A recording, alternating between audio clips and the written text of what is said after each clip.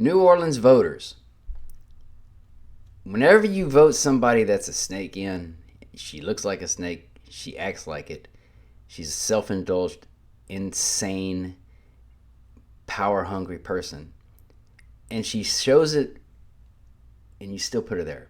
There's an issue. So let's see what happened to this fine specimen of a female leader. The indictment further describes the many steps that Cantrell and Vappy took to hide their scheme. A romantic relationship alleged in a 48-page federal indictment implicating New Orleans Mayor LaToya Cantrell and former bodyguard Jeffrey Vappy with felony charges. And moments ago, the city just responded to the indictment saying they are aware of the charges. They say the mayor is charged with at least a dozen felony crimes, including conspiracy, fraud, and obstruction of justice. We have... Okay. Everything I discuss will be in the description box. Please check the links. This is a very interesting thing because this seems to be happening across the country with people that let a position get to their head. It's interesting.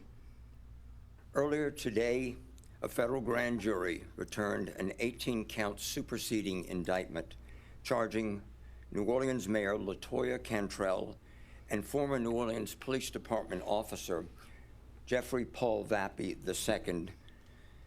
They are charged with a series of fraud, obstruction of justice, and false statement offenses for their role in a nearly 3-year fraud scheme that we allege exploited their public authority and positions.